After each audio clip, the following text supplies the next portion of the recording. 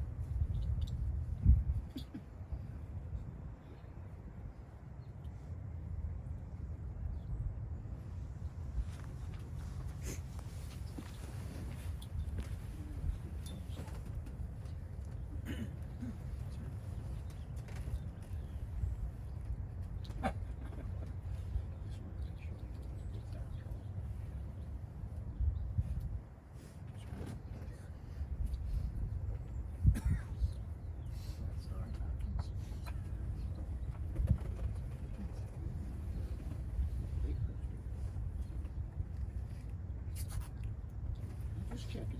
I got mine.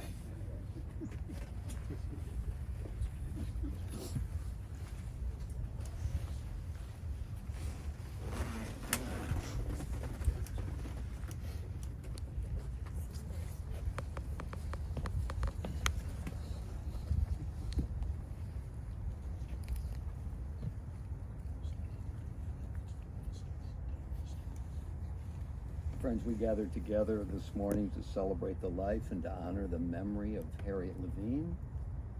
It's good for all of us, I think you'll agree, to be together at this difficult time, to feel each other's warmth and friendship, At times of difficulty, there's nothing more healing, more comforting than the presence of loved ones and friends. So thank you for being here. Adonai ma'adam v'teda ehu ben enosh v'ad hashvehu. O Lord, what are we that you have regard for us? What are we that you are mindful of us? We are like a breath, our days are like a passing shadow. We come and we go like grass, which in the morning shoots up renewed, in the evening it fades and it withers. You cause us to turn to dust, saying, return, you mortal creatures. Would that we were wise, that we understood whither we are going. For when we die, we carry nothing away. Our glory does not accompany us. Mark the wholehearted and behold the upright. They shall have peace. The author of the first of the Bible's 150 Psalms describes for us in summary fashion the nature of the good life and the fruits of that life. Happy are those who have not followed the counsel of the wicked, nor taken the path of sinners, nor joined the company of the insolent. Rather, the teaching of God is their delight, and they study that teaching day and night. They are like a tree planted beside streams of water that yields its fruit in its season, whose foliage never fades and whose fruit always flourishes. Let's join together in the 23rd Psalm. The Lord is my shepherd, I shall not want. He maketh me to lie down in green pastures. He leadeth me beside the still waters. He restoreth my soul. He guideth me in straight paths for his name's sake. Yea, though I walk through the valley of the shadow of death, I will fear no evil, for thou art with me. Thy rod and thy staff, they comfort me. Thou preparest a table before me in the presence of mine enemies. Thou hast anointed my head with oil, my cup runneth over. Surely goodness and mercy shall follow me all the days of my life, and I shall dwell in the house of the Lord forever. Kohelet, the author of the biblical book of Ecclesiastes, reminds us in a powerful passage that there is a time for everything. What this passage, as it's often quoted, does not go on to say, it does not include what continues, is that though there are patterns, we don't know what they are. And so life surprises us and encourages us to be prepared for the eventualities that befall us. For everything there is a season, a time for every experience under the heavens, a time to be born and a time to die, a time to plant and a time to uproot what is planted, a time to tear down and a time to build up, a time to weep and a time to laugh, a time to grieve and a time to dance, a time to throw stones and a time to gather stones, a time to embrace and a time to refrain from embracing, a time to seek and a time to lose, a time to keep and a time to discard, a time to tear and a time to sow, a time to keep silence and a time to speak. Harriet Levine died this past Sunday at the age of 94. She lived a long and a full life, and everyone who loved and admired her will never forget her. Harriet was born to her parents, Herman and Ella Jaffe, and raised in Cleveland. Her father died when Harriet was 7, and she was raised along with her older sister Margie by her mother. Now, Harriet's mother was deeply scarred by the circumstances that befell her family. It seems that when pogroms broke out in Russia, Harriet's grandparents sent Ella all by herself, thousands of miles away, to America.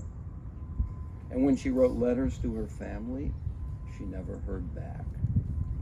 Then one day, she heard that her entire family, including her brothers, had been killed.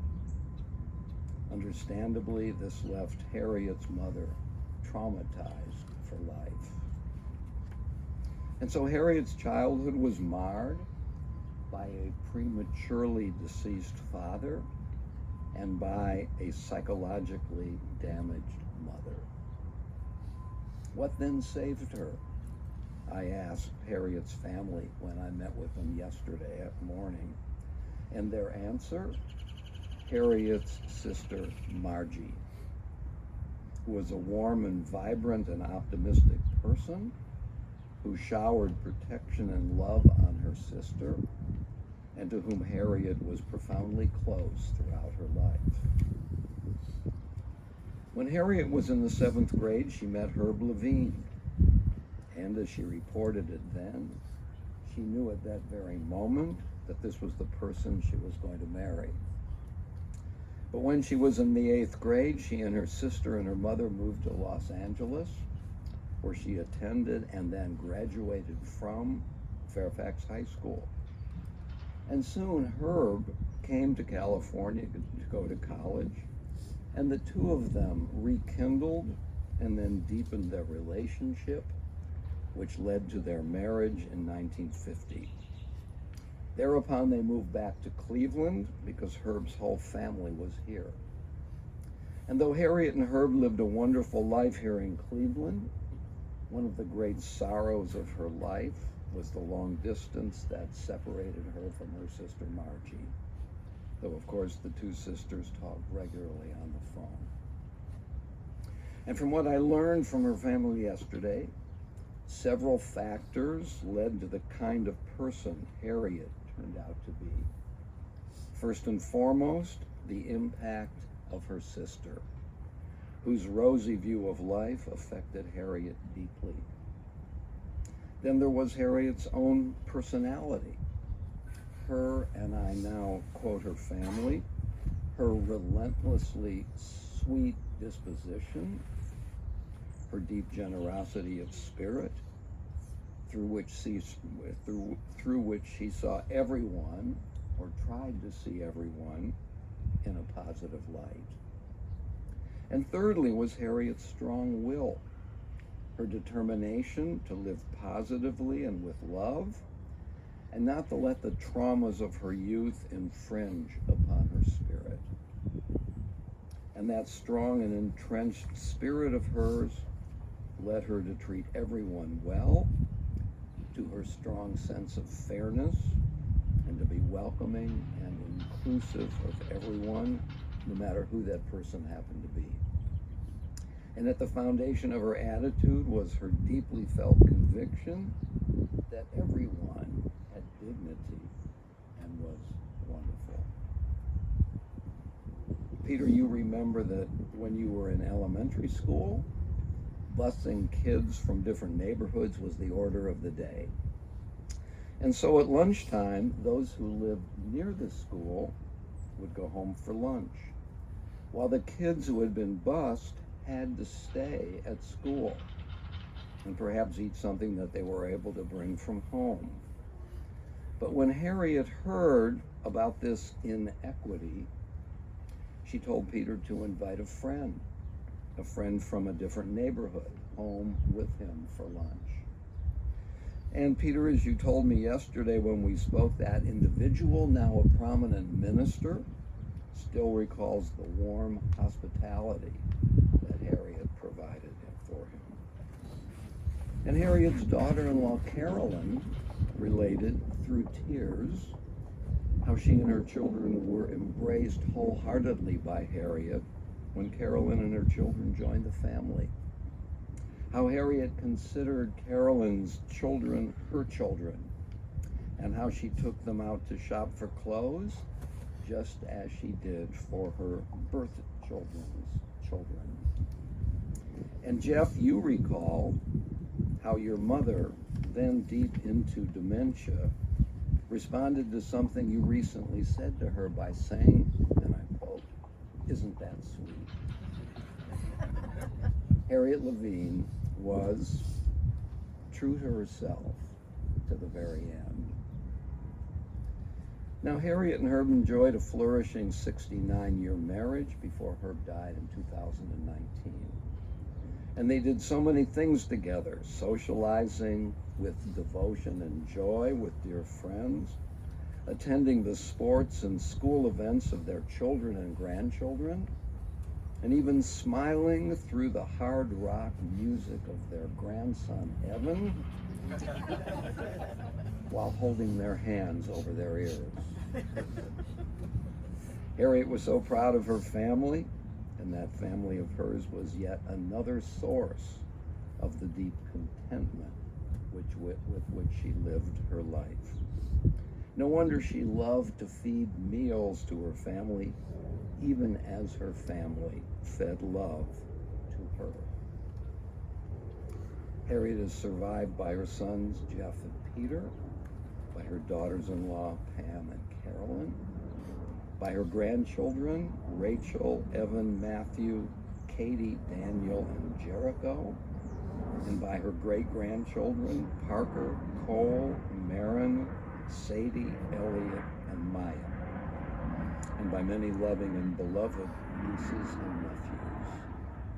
She was predeceased by her parents, Herman and Ella, by her husband, Herb, by her sister, Margie, and her brother-in-law, Al, and by her grandchildren, Brian and Greg.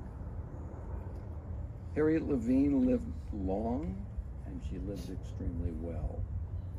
She raised 2 fine boys, welcomed 2 wonderful daughters-in-law into her family, saw the growth of her several grandchildren, and lived to see the arrival of 6 great-grandchildren. And she modeled, after her sister's remarkable example, a way of life that embodied warmth and generosity and love and respect for all who came within the orbit of her blessed life. Those who loved and admired her will never forget her. Zikrona livracha. The memory of Harriet Levine will always be our blessing. Amen. I now want to ask her son Peter to step forward and say some remarks about his mother.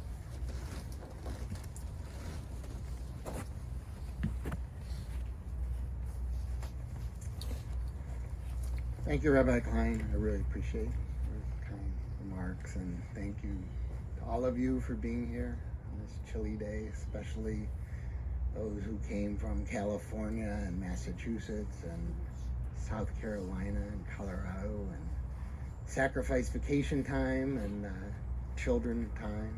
I really appreciate you being here. While the rabbi was talking, I was reminded of a conversation I had with our mom when I was a kid. She was telling me, I asked her, we were talking about religion, and she was telling me that when her dad died when she was 7, she became uncertain whether there really was a God. And that uncertainty remained until Jeff was born. And I always interpreted that to mean that when Jeff was born, then she knew there was no God. Anyway. But this is a day where there's a lot to be grateful for. And one of the things is, I thought, as you told the story about her mother's difficult experience with losing her family and her parents' unimaginable decision to send their youngest child to a foreign land. And if they hadn't done that, I wouldn't be here. Jeff wouldn't be here, and Rachel and Evan wouldn't be here, and Parker and Cole wouldn't be here, and soon-to-be baby Rogers wouldn't be here. It's amazing what that hard choice sprung forth. So another thing that comes to mind is when Harriet's dad died. It was the middle of the Great Depression, so she's 7 years old. She's got no dad.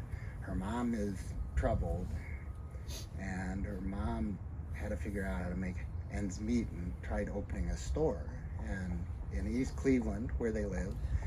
And a little boy used to go to that store so he could steal candy. and that little boy's name was Herb Levine.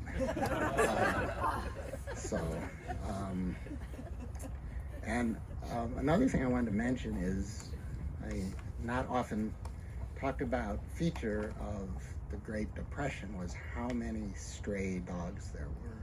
People couldn't feed their dogs and would let them go, and Harriet's heart went out to them. She loved dogs, and every day she came home from school with a new dog, which infuriated her mother, but she would feed those dogs. And that love of dogs spread through our whole family.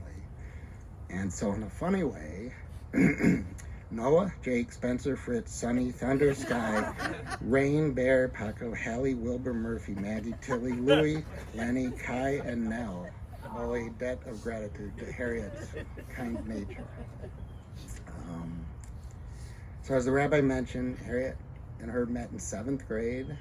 Harriet wrote in her diary the day they met that I've met the boy I'm going to marry. They were hooked from that point on. Maybe only Bill and Loretta can understand that.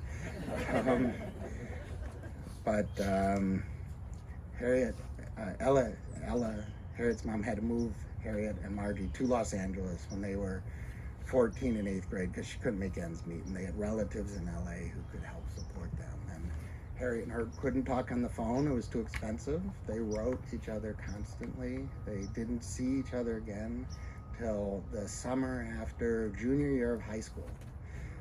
Herb got on a train from Cleveland to Los Angeles and spent 7 days with Harriet in LA.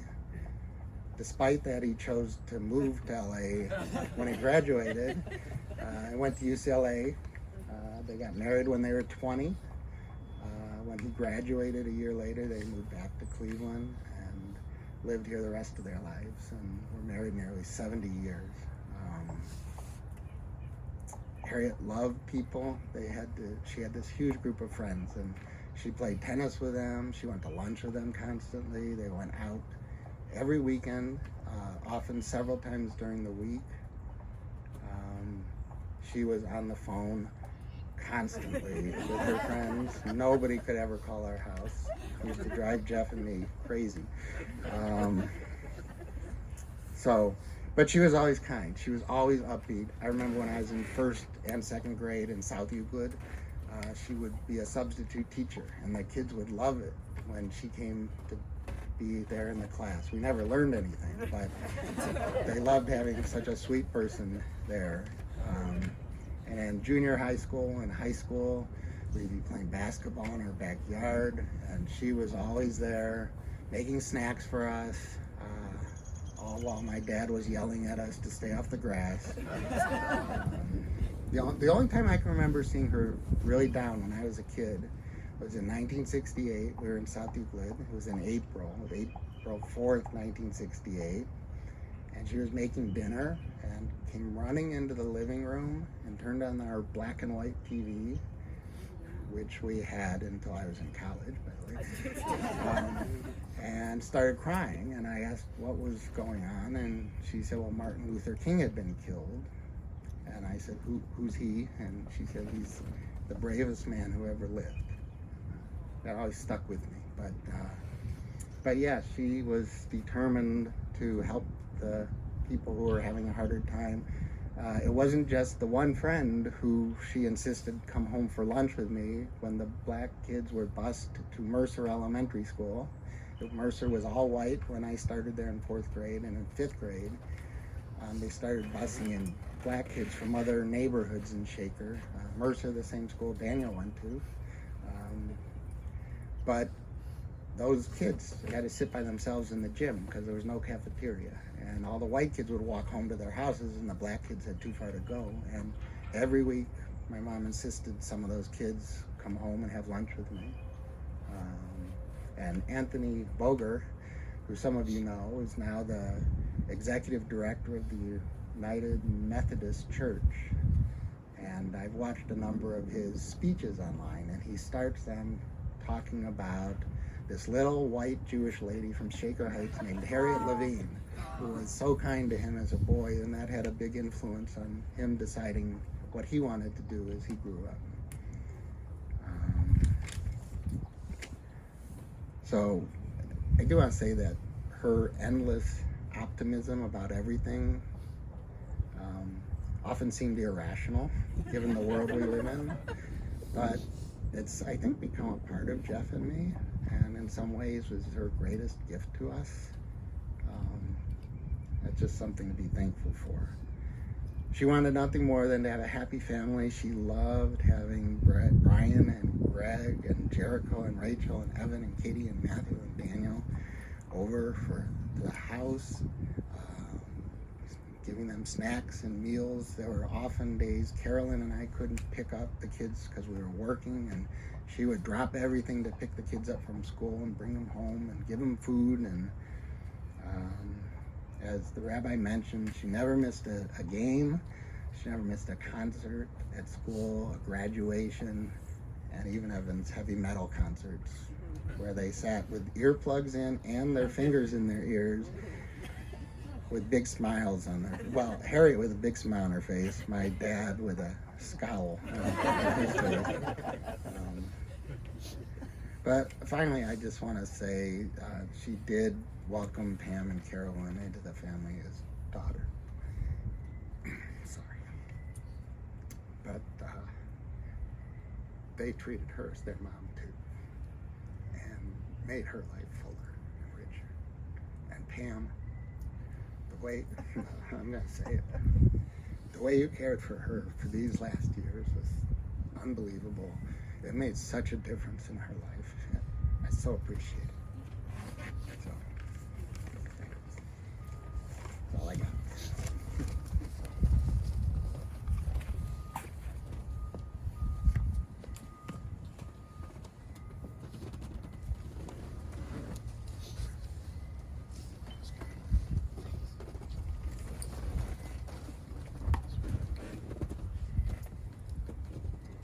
Powerful and moving words about a great person whom I knew a bit, but I know her a little better now. A voice says, "Cry out," and I say, "What shall I cry? All flesh is grass, all its beauty is like the flower of the field. The grass withers, the flower fades when a wind of the Lord blows upon it. Surely the people are grass. The grass withers, the flower fades, but the word of our God shall endure forever." Hatzur tamim pa'alo ki kol rachav mishpat, el emunah ve'ein avel tzaddik v'yasharu. God is sure our immovable rock, all God's work is upright. Who can say, what is it that you do? The Eternal governs what is above and what is below, overseeing both the valleys of death and the heights of life. God is sure our immovable rock. Who can say to God, what will you do? You are righteous in your dealings in both death and life, and every soul is in your trust. We praise you, Judge of truth, who ordains death and summons us to life.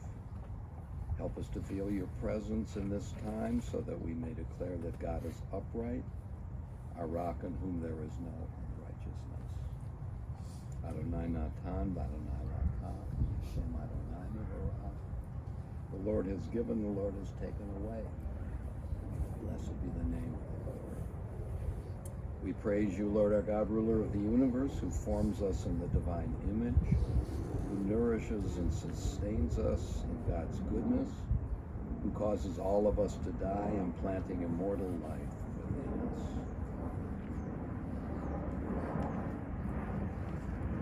The dust returns to the earth as it was, the spirit returns to God who gave it. It is only the house of the Spirit which we now lay within the earth, the Spirit itself. Receive in mercy, O God, the soul of our beloved departed Harriet Levine. Grant her that everlasting peace which you have prepared for us in the world to come.